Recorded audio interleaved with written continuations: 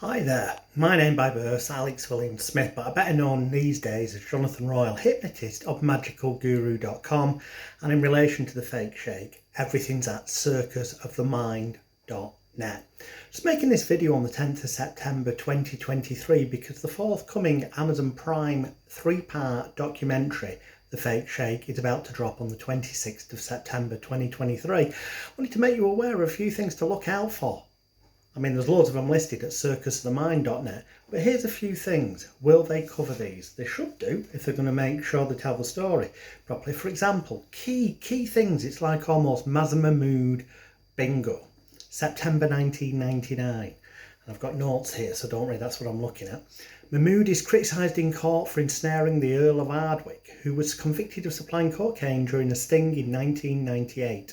Mahmood spends 3 days in the witness box defending his methods, and yet the judge criticised him, the jury do, and it's suggested he should be investigated. It's one of many occasions where his methods were criticised, but unfortunately he wasn't fully exposed, as it were.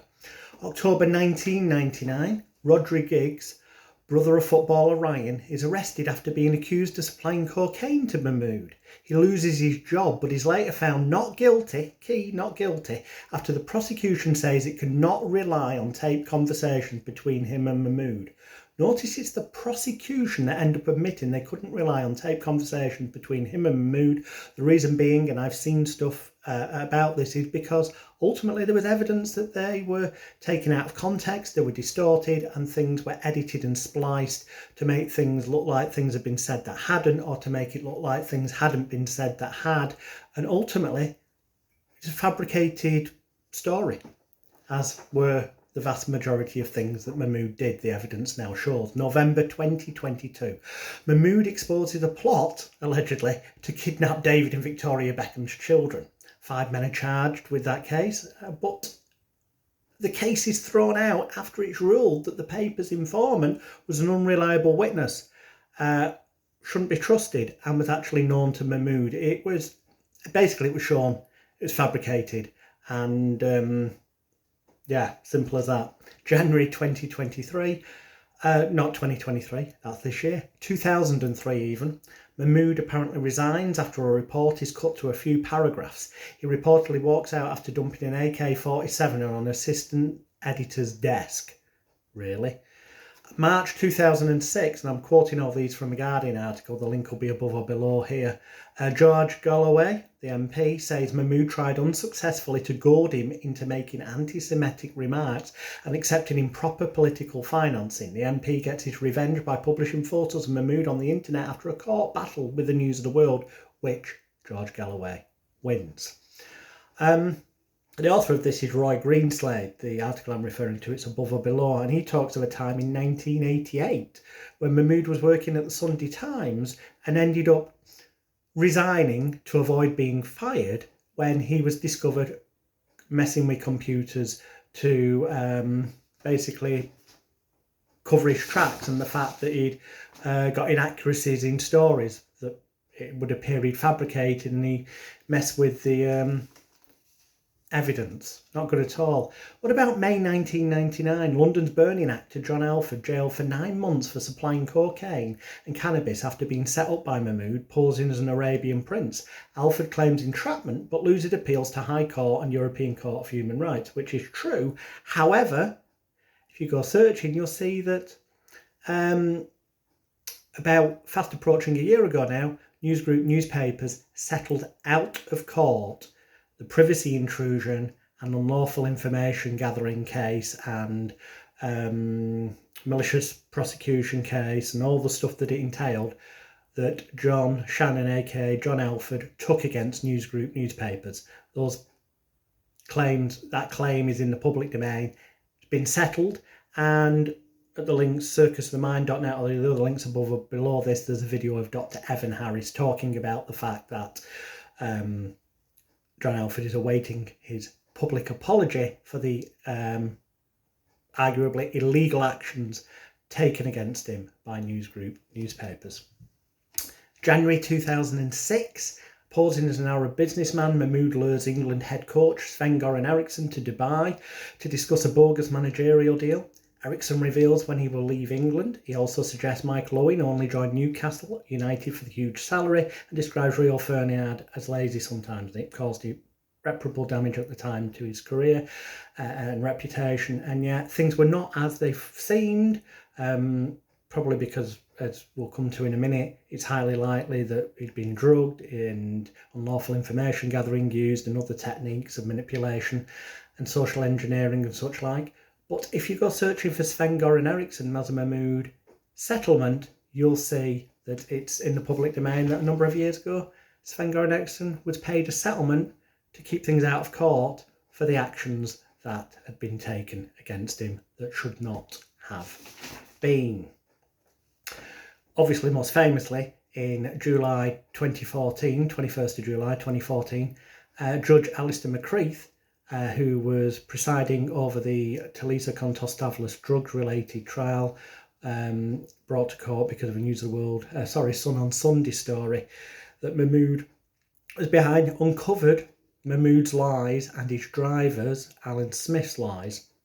And they both ended up getting done for conspiracy to pervert the course of justice, leading to a prison sentence for Mahmood. And finally, things coming to light, such as the fact that the Beckham kidnap plot was complete setup, that in 2006 there was this story about red mercury. Mahmood apparently found 3 men that he was going to sell red mercury to, which, aside from the fact red mercury doesn't exist, the 3 men who'd been held on custody were ultimately found not guilty and released after a period of time in custody, and they were cleared.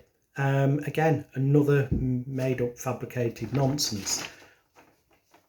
In September 2014, after the collapse of the Talisa trial, the CPS offered no evidence against Dr. Majid Ridder and pharmacist Murtaza Gulahuzine, who were accused of abortion drug selling or trying to sell them. Also, Leon Starino Anderson and Ashley Gordon, Irish DJ and associate, cases were dismissed because the CPS said they could no longer rely on Mahmood's evidence. And in early 2015, 13 footballers' cases were dropped. People accused of match fixing, the cases were dropped because, again, the CPS said they could no longer rely on Mahmood's evidence. Which begs the question, why, when in the past Mahmood had bragged about having bent police officers in his pocket, and one of his bosses, Rebecca Wade, aka Rebecca Brooks, had famously said that they paid police for information in the past, and when scores of people had made the assertion that they felt their drinks had been spiked or drugged, that happened numerous times over the years, including with Talisa, and I now believe me. In fact, I know me because I've got evidence and a statement that was part of my appeal documents from Steve Grayson, one of Mahmood's former associates, who's turned whistleblower, saying that he witnessed Mahmood drugging people's drinks, and that Mahmood bragged about doing such also in his personal life. Evidence has now come to light of unlawful information gathering, aka phone hacking, use of private investigators in an unlawful manner. More and more evidence of evidence being spliced, edited, but out of context, completely fabricated and made up. We know that Mahmood thinks nothing of lying. In fact, he's a serial liar, and it's proven that in the Leveson inquiry, he also lied under oath because he lied about how many of his stories had led to criminal convictions. But Paddy French of the Press Gang website has gone through them all and found that that number is most definitely not correct, not even remotely close. It was a blatant lie, as were many other things Mahmood said under oath at the Leveson inquiry, no doubt in other previous cases. Putting things out of context, this, that, the other. And one of the biggest questions is, there's now evidence has come out in my appeal, you can see the stuff at circusofthemind.net, that the police and the Crown Prosecution Service knew as far back as 1994, yes, 1994, that Mahmood could not and should not be trusted as a witness of truth. There were documents existing between the Special Investigations Unit of the Crown Prosecution Service and the police, where they communicate with each other regarding a 94 case, and they basically say Mahmood can no longer be relied upon or trusted as a witness of truth, and yet they carried on turning a blind eye until July 2014, when the Talisa case collapsed. None of this was ever disclosed to me or any of the other Mahmood victims that were set up with fabricated evidence, were drugged without our knowledge. It now turns out in the past couple of years that evidence has come to light that our phones may have been hacked, but certainly unlawful information gathering techniques used, that we could be socially engineered, manipulated, and the evidence routinely was spliced, fabricated, edited to make it looked like things had happened that hadn't, or been said that hadn't, or that things hadn't been said that had, and whatnot. The point is, it's a massive miscarriage of justice, and when the Talisa trial collapsed in 2014, there was a big hoo-ha. The Crown prosecutors and a lot of names like Nasir Afzal at the CPS and loads of other people said that there should be an inquiry into Mahmood.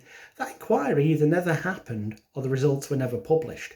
And certainly to this day, we are still waiting for the real full extent of his dishonesty to come out, and a full investigation into the fact why there was such non-disclosure by the CPS and the police towards myself and other victims, because they knew back in 1994 he could not be trusted. And if we'd have been told about the suspicions and the findings they had in 1994, then the fact is my case would never have come to court in 1999 following the 1998 article, where that was all part of me trying to expose his dishonesty. But little did I know at the time, it wasn't just lying and manipulating things. I didn't know at the time that he was drugging people, that phone hacking was being used, that unlawful information gathering was being used. I didn't know to the extent the fabrication of evidence and all that stuff that's come out in recent years in particular. Now it's the time for the truth to come out. There should be a full official inquiry into why the police and the Crown Prosecution Service ever continued relying on his evidence after 1994, when they communicated with each other and said, don't trust him any further.